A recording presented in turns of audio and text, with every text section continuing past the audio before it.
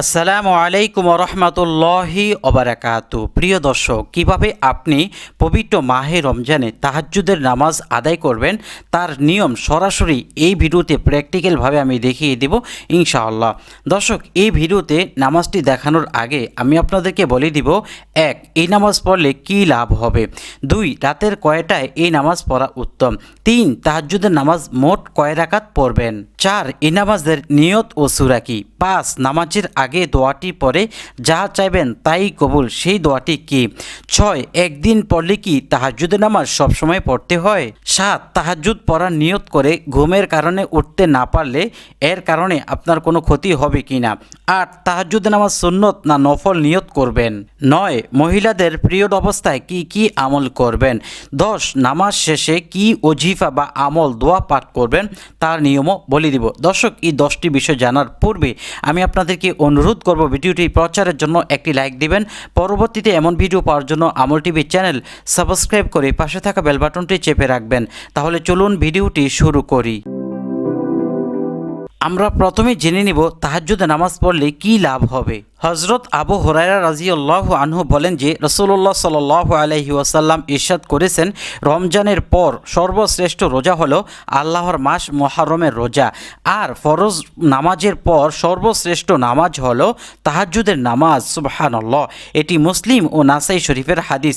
এরপরে আরেক হাদিসে বর্ণিত হয়েছে, আন আবি মালিক আল আশআরী রাদিয়াল্লাহু আনি নবী সাল্লাল্লাহু আলাইহি সাল্লাম কল, নবীজি সাল্লাল্লাহু আলাইহি সাল্লাম বলেছেন যে ইন্না ফিল জান্নাতি গুরফাতান ইউরা যাহিরুহা মিন বাতিনিহা, জান্নাতে এমন কিছু সুন্দর কক্ষ আছে যার ভিতর থেকে বাহির দেখা যায়, বাহির থেকে ভিতর দেখা যায়। সুবহানাল্লাহ। ওয়া বাতিনুহা মিন যহরিহা আদাহা আল্লাহু লিমান আতামা তাআমা ওয়া আফশা সালাম ওয়া সাল্লা বিল লাইলি ওয়ান নাসু নিয়াম।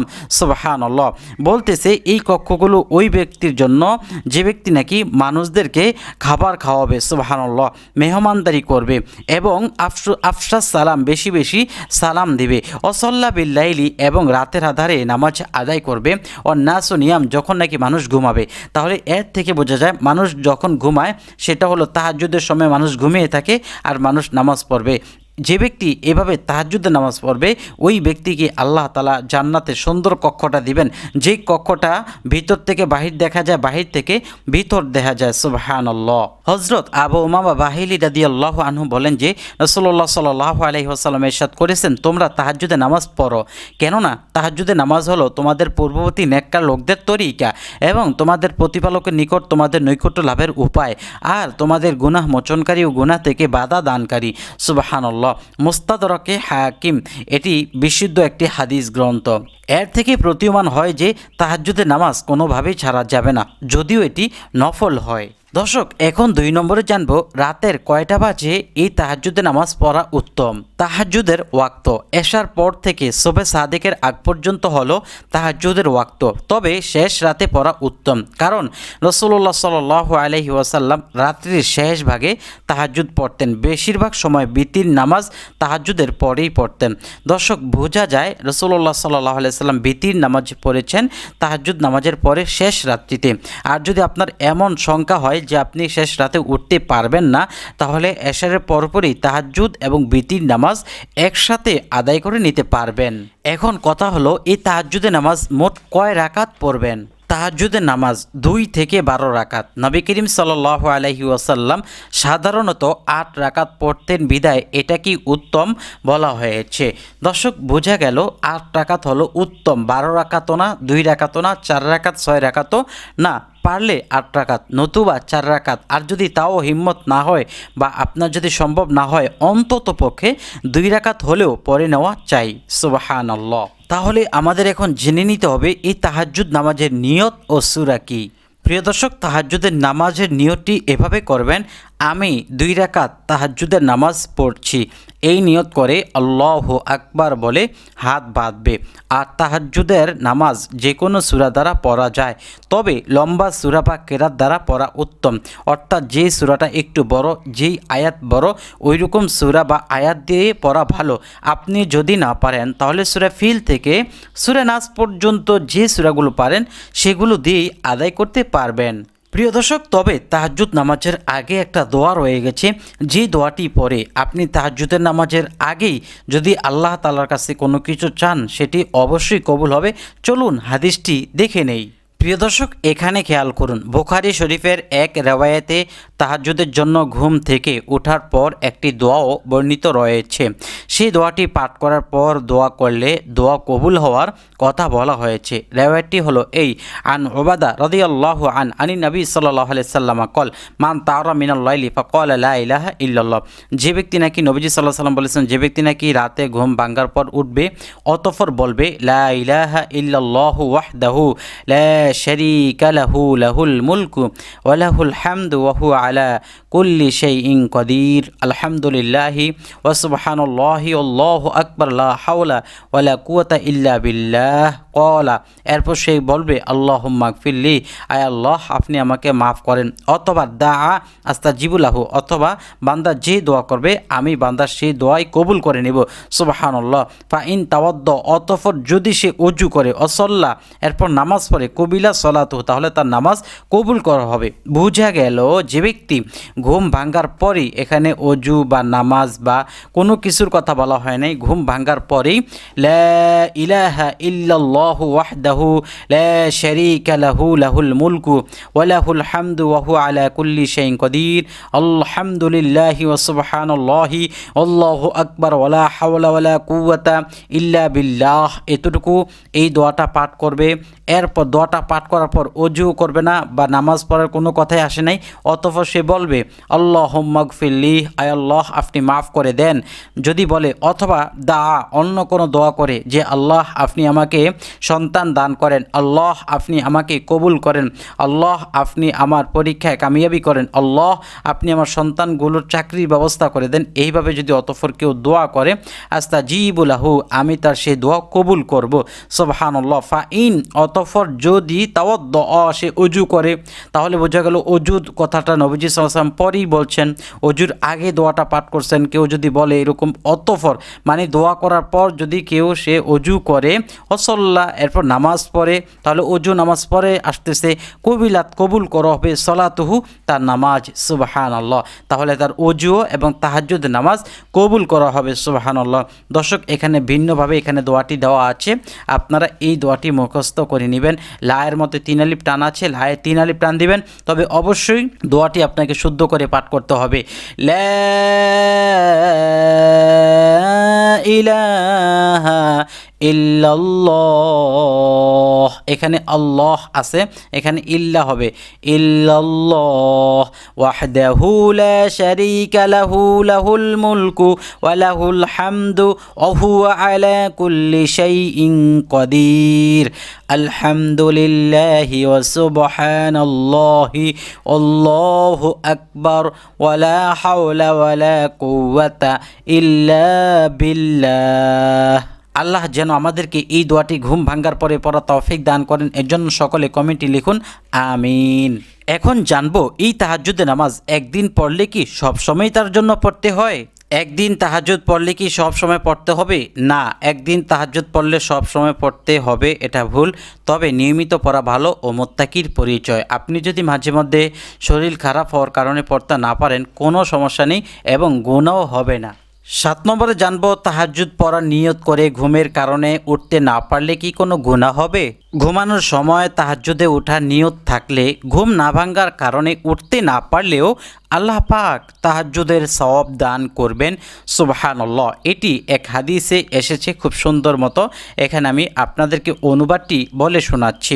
হযরত আবু দারদা রাদিয়াল্লাহু আনহু বর্ণনা করেন যে নবী করিম সাল্লাল্লাহু আলাইহি ওয়াসাল্লাম ইরশাদ করেছেন, যে ব্যক্তি রাতে জেগে নামাজ পড়ার নিয়তে বিছানায় আসে, অর্থাৎ তাহাজ্জুদ নামাজ পড়ার নিয়ত করে বিছানায় আসে, অতঃপর তার নিদ্রা প্রবল হওয়ার কারণে উঠতে না পেরে সকাল হয়ে যায়, তার জন্য নিয়ত মোতাবেক সওয়াব লিখে দেওয়া হবে।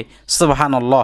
আর আল্লাহর পক্ষ থেকে তার নিদ্রা সদকা স্বরূপ, তার ঘুম সদকা স্বরূপ গণ্য হবে। সুবহানাল্লাহ। সিয়াসিত্তার গ্রন্থ হলো 6টি, বুখারী, মুসলিম, আবু দাউদ, তিরমিজি, নাসাই, ইবনে মাজাহ। তার মধ্যে সর্বশেষ যে 2টি কিতাব নাসাই ও ইবনে মাজাহ, এই 2টা কিতাবই এই বিশুদ্ধ হাদিসটি এসেছে। তাহাজ্জুদ নামাজ সুন্নত নিয়ত করবেন নাকি নফল নিয়ত করবেন? প্রিয় দর্শক, এখানে দেখুন নফল নামাজের নিয়ম, তাহাজ্জুদ নামাজ। এর আলোচনায় সর্বনিচে যদি আসেন, এই নামাজ মূলত নফল, তবে অধিক গুরুত্বের কারণে সুন্নাত বলা হয়। সুতরাং নফল ও সুন্নত উভয়ই নিয়ত করা যায়। আপনি যদি ইচ্ছা করেন সুন্নত তাও পড়তে পারবেন এবং নফলও পড়তে পারবেন, তবে নবীজি সাল্লাল্লাহু আলাইহি ওয়াসাল্লাম নিয়মিত পাঠ করেছেন, এজন্য সুন্নত বলা ভালো। এখন কথা হলো, প্রিয় মা ও বোনেরা, আপনাদের যদি পিরিয়ড হয়, এই পিরিয়ড অবস্থায় কি কি আমল করবেন?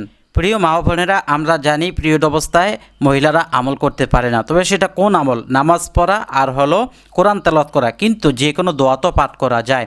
তো আপনি তো এই দোয়াটা পাঠ করতে পারেন যে নবী করিম সাল্লাল্লাহু আলাইহি ওয়াসাল্লাম বলেছেন, যে ব্যক্তি রাতের বেলা জেগে উঠে পরে এই দোয়াটা পাঠ করলে অতঃপর বলে আল্লাহুম্মা গফিরলি, হে আল্লাহ আপনি ক্ষমা করেন, অথবা যে কোনো দোয়া করে তার দোয়া কবুল করা হয়।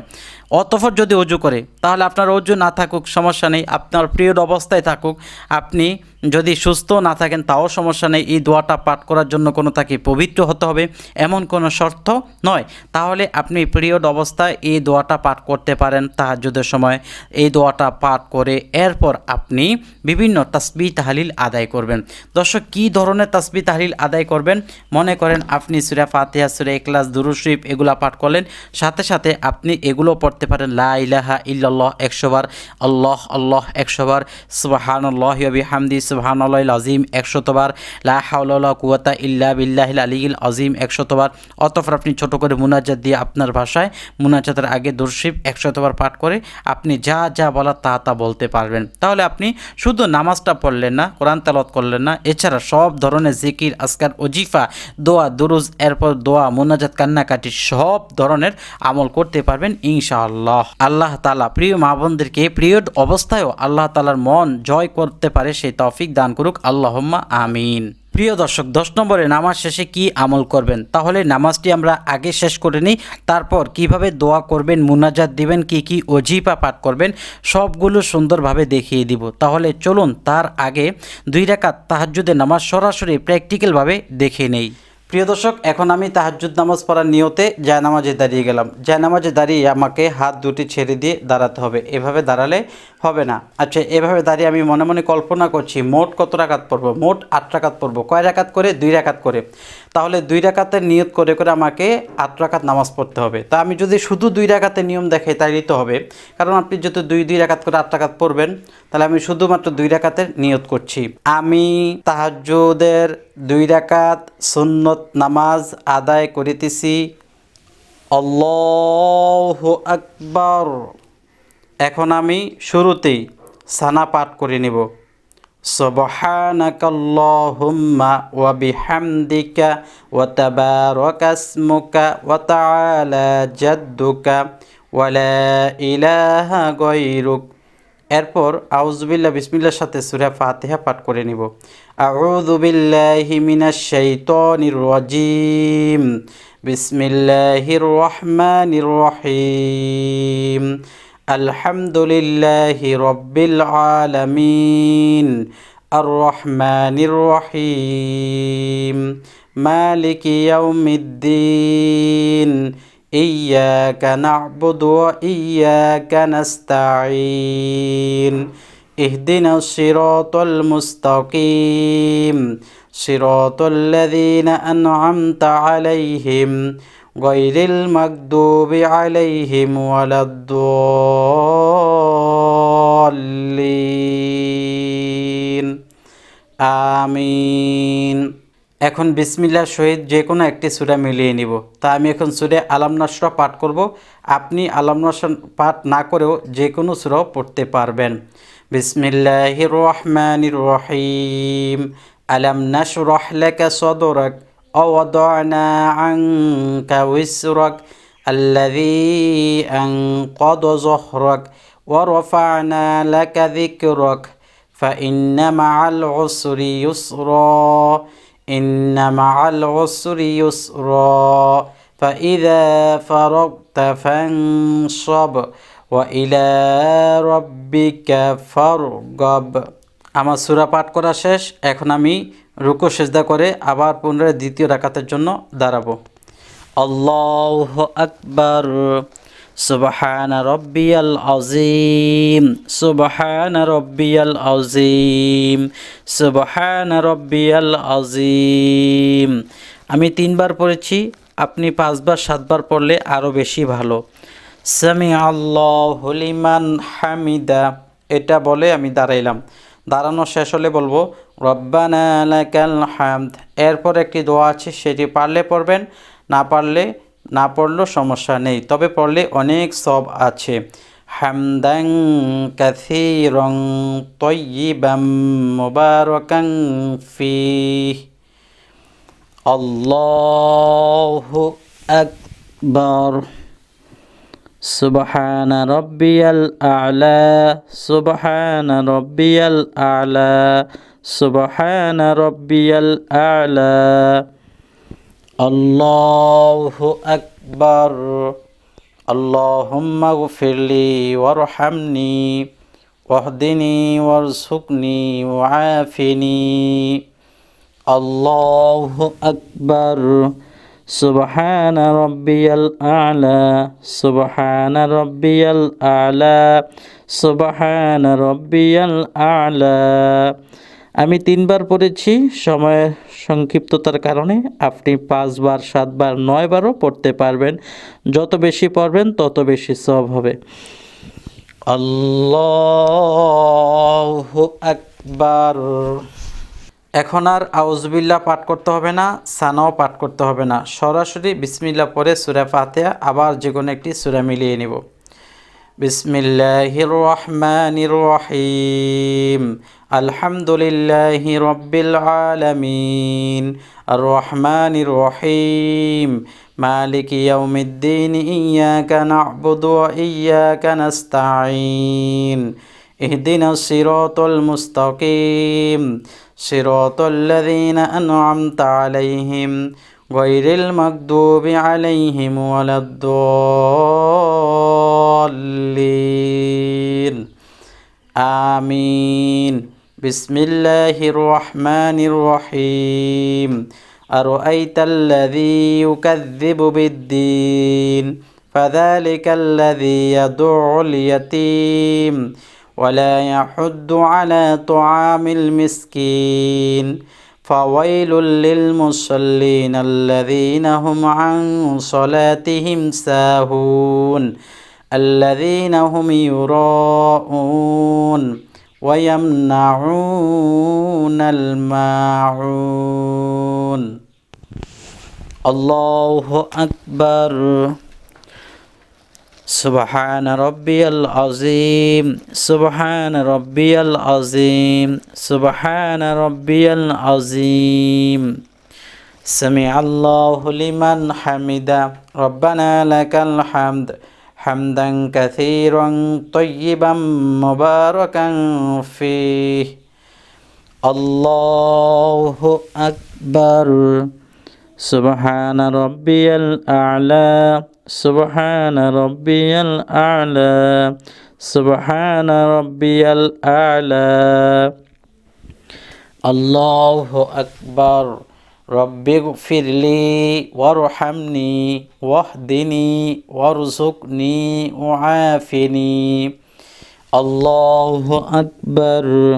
সুবহানা রব্বিয়াল আ'লা, সুবহানা রব্বিয়াল আ'লা, সুবহানা রব্বিয়াল আ'লা। আল্লাহু আকবার।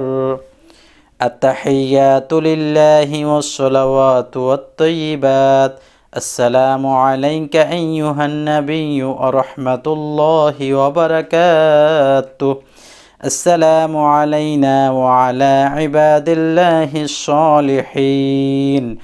আশহাদু আল লা ইলাহা ইল্লাল্লাহু ওয়া আশহাদু আন্না মুহাম্মাদান আবদুহু ওয়া রাসূলুহু। আমি তাশাহুদ পাঠ করা শেষ করলাম। এটি যেহেতু শেষ বৈঠক, অর্থাৎ নামাজটি 2 রাকাত, এজন্য এটা শেষ বৈঠক। আমি এখন দুরূদ শরীফ দোয়া মাসুরা পাঠ করে নিব। আর যদি নামাজটি 4 রাকাত হতো তাহলে আমি দুরূদ শরীফ পাঠ করতাম না, 3য় রাকাতের জন্য দাঁড়িয়ে যেতাম শুধু তাশাহুদ পাঠ করে। তো এটি যেহেতু শেষ রাকাত, আমি এখন দুরূদ শরীফ পাঠ করে নিচ্ছি।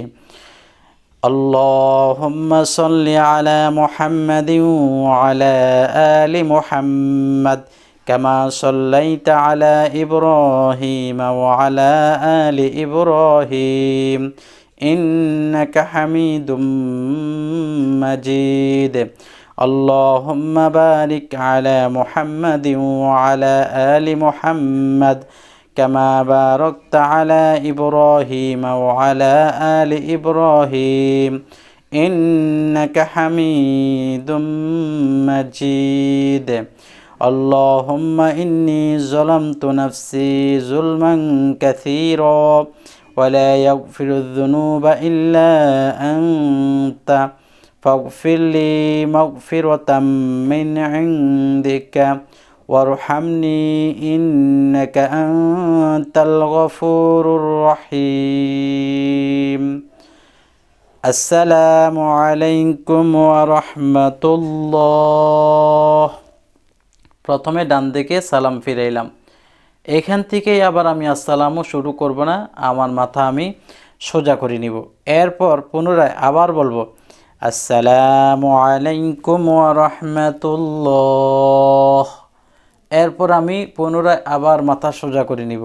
অতঃপর উচ্চ স্বরে একবার বলবো আল্লাহু আকবার, আস্তাগফিরুল্লাহ আস্তাগফিরুল্লাহ আস্তাগফিরুল্লাহ।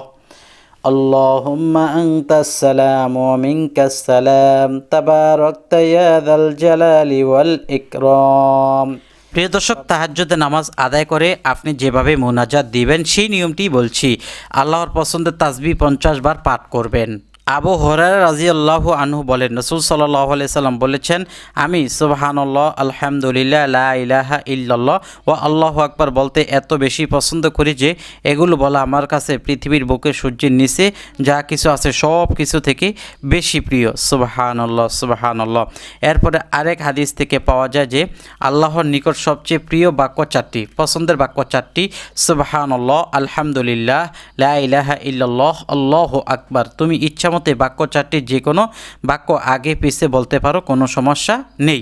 তাহলে আমরা কি করব? সুবহানাল্লাহি আলহামদুলিল্লাহি ওয়া লা ইলাহা ইল্লাল্লাহু আল্লাহু আকবার। এই বাক্যটি আপনি যদি 50 বার পারেন, 100 বার পারেন, আপনি পাঠ করার চেষ্টা করবেন। অতঃপর আপনি সূরা ফাতিহা, আলহামদু সূরা একবার পড়বেন, সূরা ইখলাস, কুল হুয়াল্লাহু আহাদ এই সূরাটা 3 বার পড়বেন। এরপর দোয়া কবুলে দুরূদ 3 বার পড়বেন। আপনাকে দোয়া কবুলের জন্য অবশ্যই দুরূদ শরীফ পড়তে হবে। কুল্লু দুআইন মাহজুবুন হাত্তা ইউসাল্লা আলা নবী। সকল দোয়া পর্দার আড়ালে থাকবে, আল্লাহর দরবারে কবুল হবে না যতক্ষণ না নবীজি সাল্লাল্লাহু আলাইহি ওয়াসাল্লামের উপর দুরূদ পাঠ করবে। তাহলে ওই জায়গায় দুরূদ শরীফ পাঠ করতে হবে।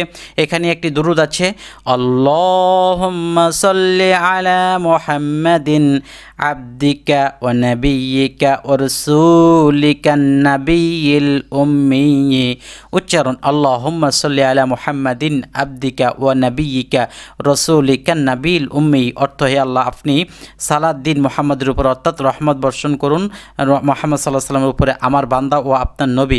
এবং হে আল্লাহ, আপনি সালাত দিন মুহাম্মাদের উপরে, আপনার বান্দা এবং আপনার নবী এবং আপনার রাসূলের উপর, যিনি উম্মি নবী। সুবহানাল্লাহ। 4 নম্বরে আস্তাগফিরুল্লাহ নিজের ভাষায় 3 বার পড়বেন, আপনি যেটা পারেন। অতঃপর আলহামদুলিল্লাহি রাব্বিল আলামিন ওয়াসসালাতু ওয়াসসালামু আলা সাইয়্যিদিল মুরসালিন এই বাক্য বলে মুনাজাত দিবেন। দর্শক, মুনাজাত দিয়ে আপনি আরবি বিভিন্ন দোয়া পাঠ করবেন। রব্বানা আতিনা ফিদ দুনিয়া হাসানা ওয়া ফিল আখিরাতি হাসানা ওয়া কিনা আযাবান নার রব্বি জিদনি ইলমা রব্বির হামহুমা কামা রব্বায়ানি সগীরা। এভাবে কয়েকটা আরবি দোয়া পাঠ করবেন। অতঃপর দোয়া কবুলের ইসমে আজম একবার পাঠ করে এর উসিলা দিয়ে আপনার মনের আশা ও বিপদের কথা বলুন। কিভাবে বলবেন?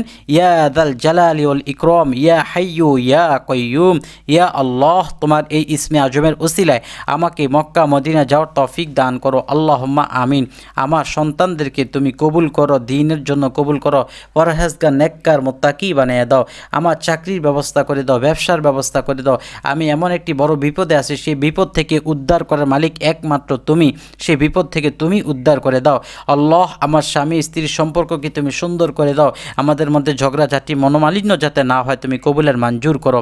আল্লাহ যতদিন বাঁচবো দিনের উপর অটল থাকবা তৌফিক দান করো। আল্লাহ আমার মরণটা যেন মদিনা শরীফে হয় এবং সেখানে যেন মদিনাতুল মুনাওয়ারা জান্নাতুল বাকিতে দাফন হয়, সেই তৌফিক দান করো। এরপর আপনার যত মনের আশা চাওয়া আছে যে আল্লাহ আমার সন্তানাদি হয় না, তুমি আমাকে নেককার সন্তানাদি দান করো, সন্তানের মা বানাও, সন্তানের বাবা বানাও, যারা আমার নেককার সন্তানাদি হবে এমন করে দাও। তো এইভাবে আপনি বলবেন। এরপর বলবেন আল্লাহ যা বলছি যা বলি নাই, ইচ্ছা ছিল তুমি জানো বলার, কিন্তু সেটাও বলতে পারি নাই, তুমি সেই আশা ভরসাগুলো কবুলের মঞ্জুর করে নাও। এরপর বলবেন আল্লাহ আপনার সমস্ত আমল রওজা থারে নবীজি সাল্লাল্লাহু আলাইহি ওয়াসাল্লামের পাকে পৌঁছে দাও এবং আমার আব্বা আমার যারা অন্ধকার কবর দেশে তাদের কবরে পৌঁছে দাও। আল্লাহুম্মা আমিন বলে আপনি মুনাজাতটি এরপরে শেষ করবেন। কি দোয়া পাঠ করে?